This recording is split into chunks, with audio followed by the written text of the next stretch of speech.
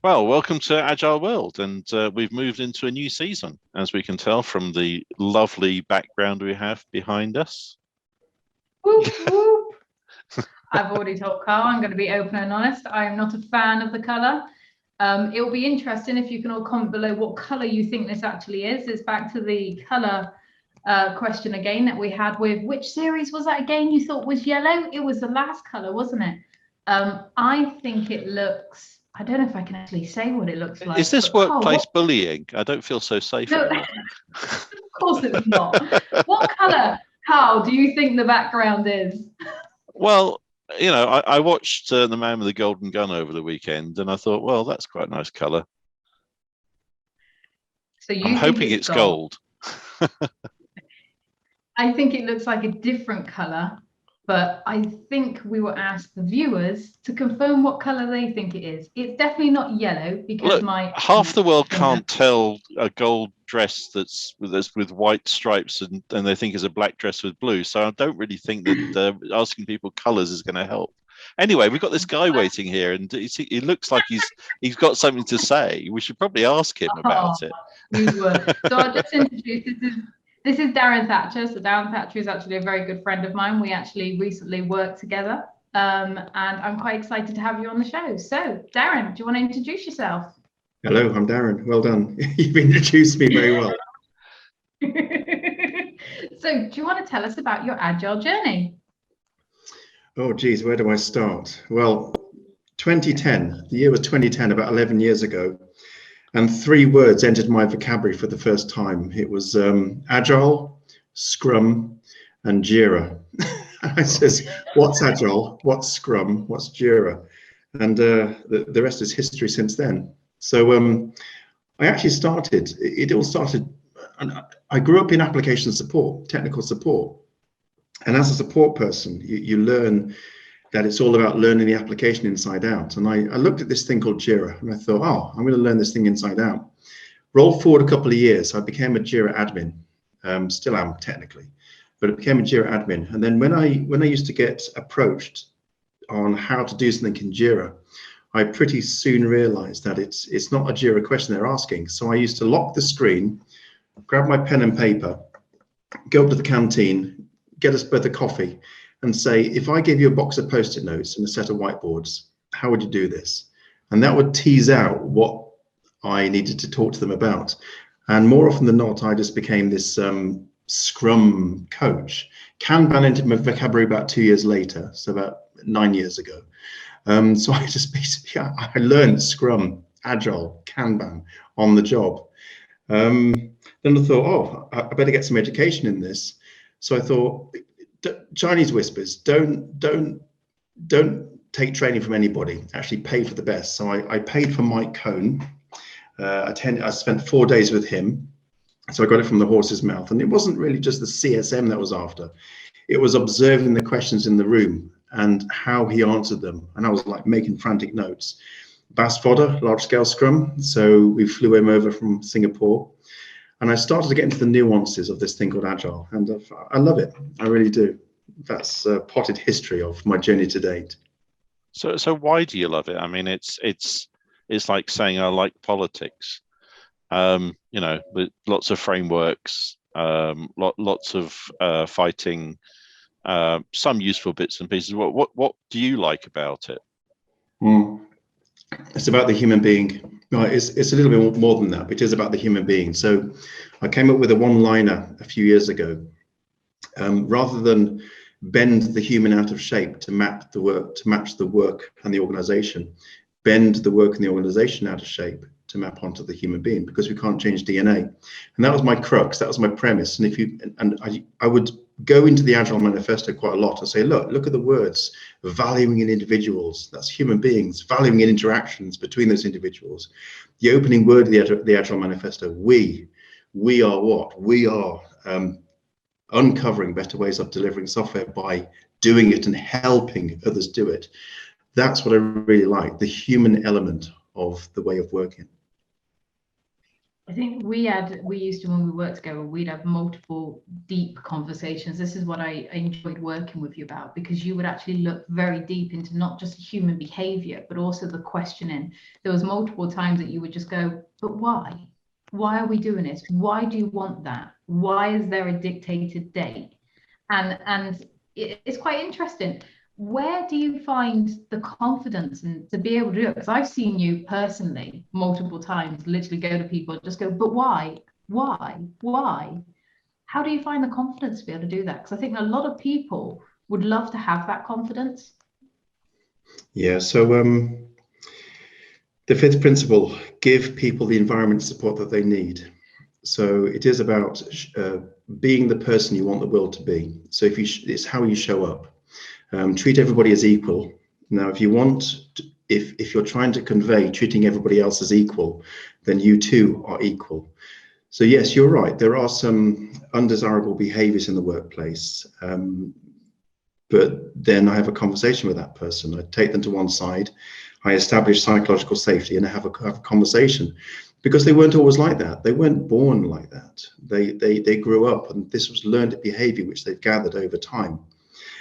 Somewhere in their life journey, they learned that being like this got results.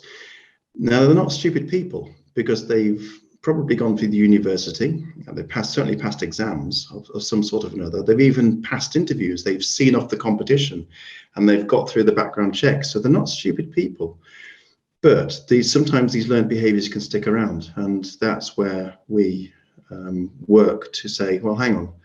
What kind of environment are you creating for your colleagues? And would you like that sort of environment? That's what I find fascinating. Confidence, practice, just practice. Understand imposter syndrome, live with it, embrace it, move forward. So when you said then where we work, is there a collaborative group, or is there some agenda that you're representing? What is the we? Yeah, I think professionals like myself. So there's a bunch of people that are called Agile coaches. Now, not all so-called labeled people are neither Agile nor coaches, but the ones that are, they are working with the human being. There's a lot of psychology and understanding of human behavior in what we do. And it's learning from those. So the we that I'm talking to are the people that have developed this understanding of how humans work together or singularly in the workplace and in their own lives as well, because the human being doesn't change when they go from work to home and back to work again. It's still the same human being, but it's trying to understand how we work, how I work. There's a lot of self-reflection as an Agile coach. There's a lot of self-reflection, understanding the self, and you pass this on. You impart this knowledge. It's very much leading by example. So we is the collection of professionals such as myself that are fumbling through life trying to figure out how this all works. Well, we're actually involved with setting up an Agile Institute, and the tagline for it is "Agile people make an agile world." Because you can't actually force people into Agile. They have to be changed themselves first. And there's a different way of thinking about work and a different way of thinking about their colleagues, certainly different organizational constructs, but only after they have been changed. You can skim a company over with a new organizational construct and absolutely nothing will change. So a line which I learned earlier this year, I got it from the IC Agile Enterprise coaching track. I thought it was a great one-liner. Be the person you want the world to be. I thought that sums it up beautifully. It's the golden rule in philosophy. There's something called the golden rule, where do unto others as you have them do unto you, and that's littered through all the belief systems, or the vast majority of the belief systems. But it's been modernized in that single one line: be the person you want the world to be. Now, when you think about that, that changes your approach to your colleagues. Be the person you want the world to be. Would I like this behavior done to me? Yes or no? And if no, So adapt. And the only thing we can change is ourselves. That's a great tagline.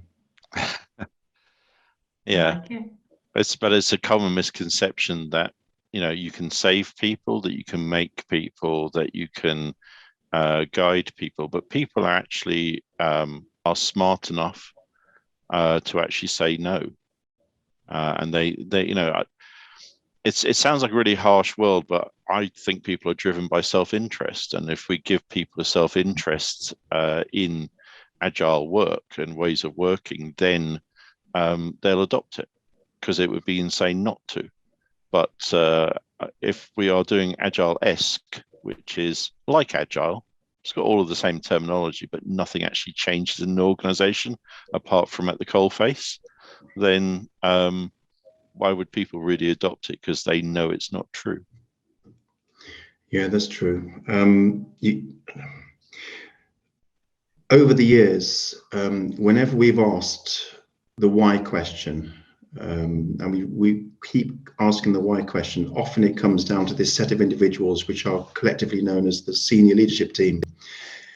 And quite rightly so, because you get these senior leadership people saying, thou shalt do this. Well, hang on a second, how about yourself? Why aren't you changing your outlook and your view of the world? So Agile coaching has evolved into addressing those leadership questions. Start with leadership, bring them together. What's the problem you're trying to solve? What's the actual problem you're trying to solve? And why are you trying to solve that? And then work from there.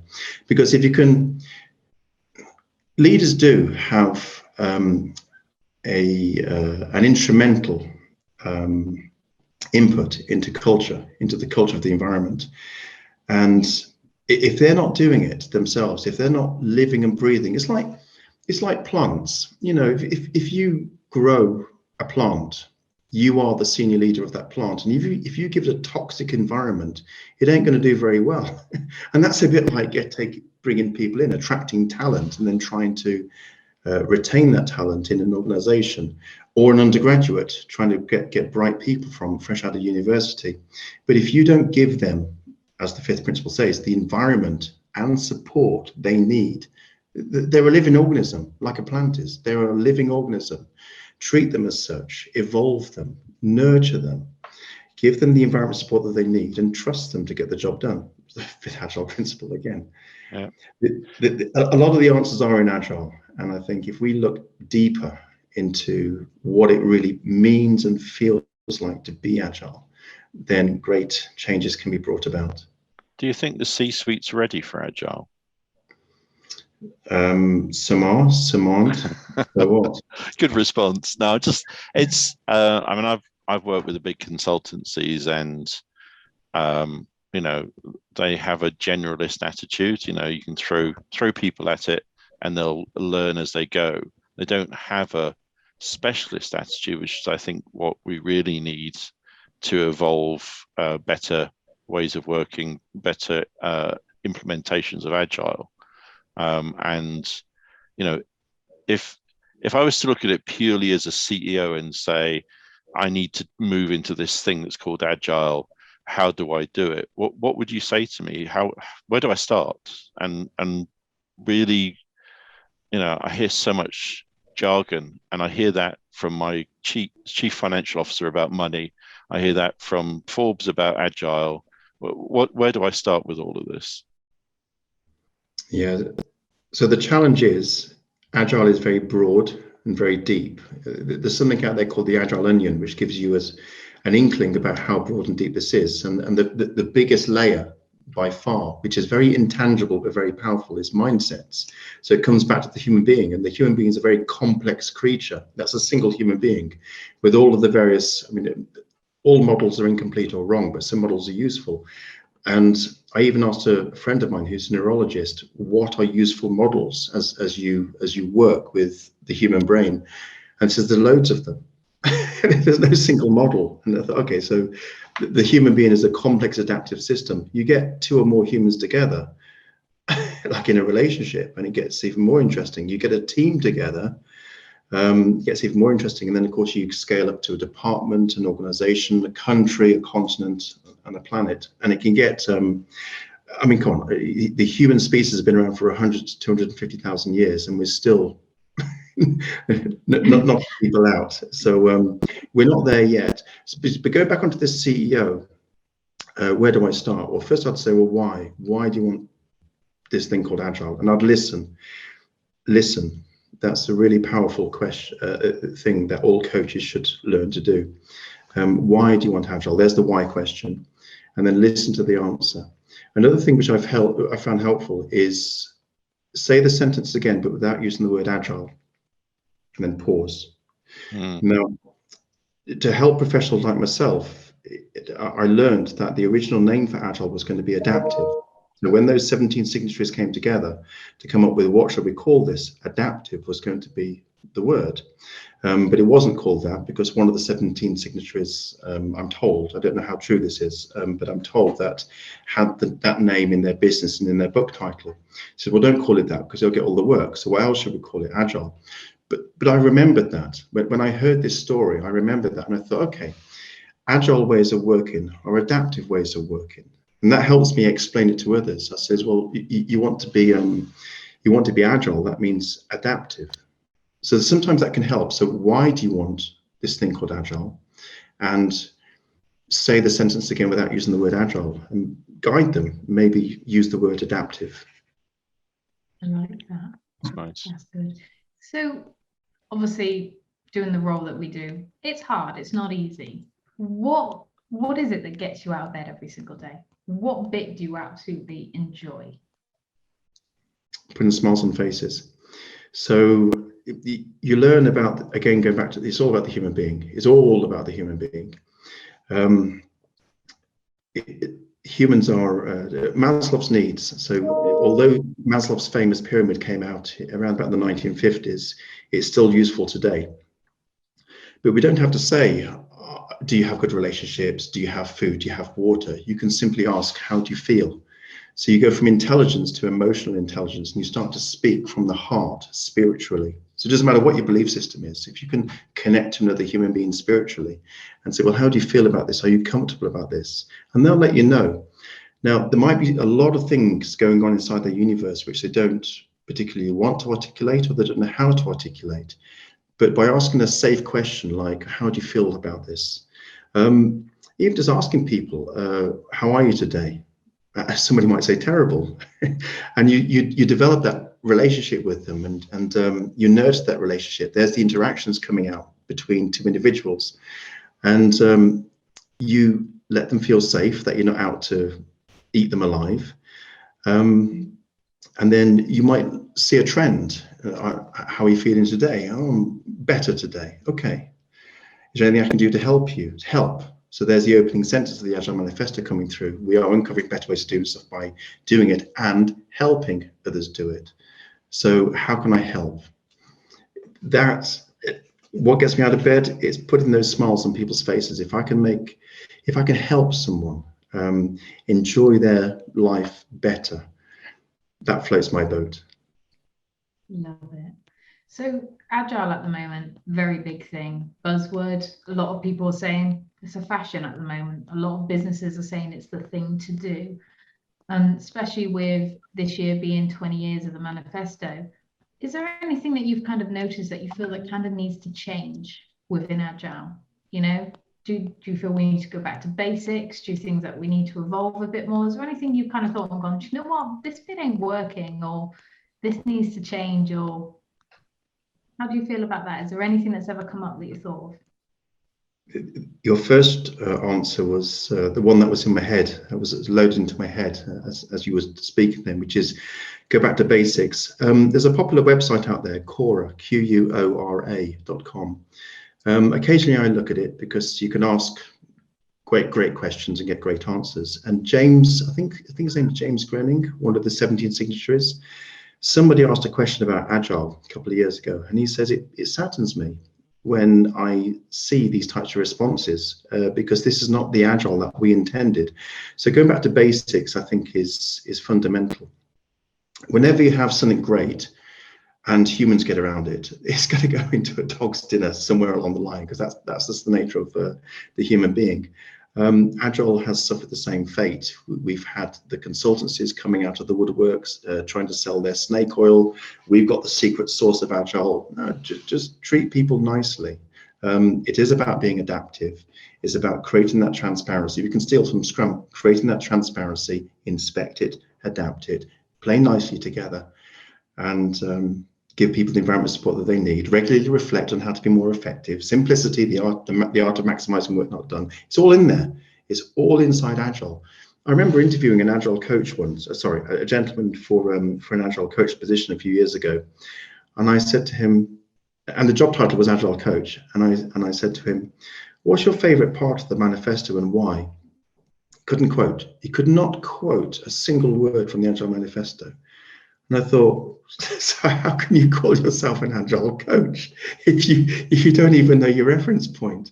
That was quite illuminating. I think if we go back to basics, go back to those principles, go back to the values, look at the opening sentence, and learn to feel what it really is to be Agile. Evolution. The second part of your answer was evolution. Yes, we're all part of the human species. Evolution is it. This is what we're feeling today. We are evolving. Evolution wasn't something which happened 10,000 years ago. It's happening now. It was, is, and will be. So we are evolving continuously. We're a learning species. We're an adapting species. We're constantly learning.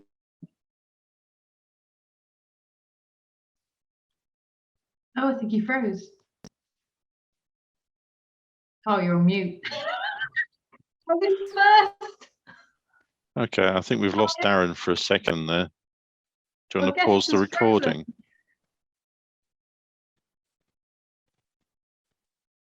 I can. Can you pause it? Well, it doesn't matter. I'll cut. Hello, Darren. It's great to have you back. Obviously, we've had a new thing with Agile World at the moment. We currently have two Darrens. We have a frozen Darren and we have a live Darren back. Yay! We've got stereo. This is great. We're going to keep that there because it's quite fun. So another question I wanted to ask is, what's next? Where do you see yourself in the next 10 years? Can you even go for it? Yeah, here's the cone of uncertainty, right? What's the world going to look like in 10 years' time? Who has a clue? The ancient philosophical paradox of trying to predict the future based on the past, but the future, we haven't got a clue. It's a fog. Direction-wise, I do like this thing. I do like bringing people together, putting smiles on faces. It's nice. And learning. Oh my goodness, learning. Socrates, he came with a one-liner himself. The more I know, the more I realize I don't know. I'm feeling that very much. I open up a new book. Oh my goodness, does it never stop? It's in 10 years' time, I will know more than I am today. Good answer. Carl, have you got any more questions? I suppose if you could change something in current practice, what would you change? You've got a very clear message. You've got a very clear purpose and very clear set of activities. Is there something that you would like to do differently, or that you've recently discovered you could have done differently? Yeah, because I'm a human like everybody else, so I'm learning and development. I'm learning all the time, hopefully developing. I suppose when you're programming computers do as they're told, right? Humans, you can't treat humans like that. And sometimes we come up with situations where an interaction might not be as pleasant as we would have hoped, but afterwards just reflect on that. At regular intervals, the team reflects on how to be more effective and tunes and adjusts its behavior accordingly. We can do that. I think tennis players do this, and any sportsman, they repeat what's just happened. The boxing match, the tennis match, the cricket match. They say, how could I have done that better? How could I have done that differently? That's what I personally would do. I do it all the time. every conversation, even this interview, I will reflect on this, and the next one that will feed forward, and that's powerful as well. Fixing forward, feed forward, fixing forward, evolving, evolution, learning all the time. Love Thank it. you. Well, thank you very much for your time, Darren, and thank you for telling us about your Agile journey. See you again soon. Thank you. Bye.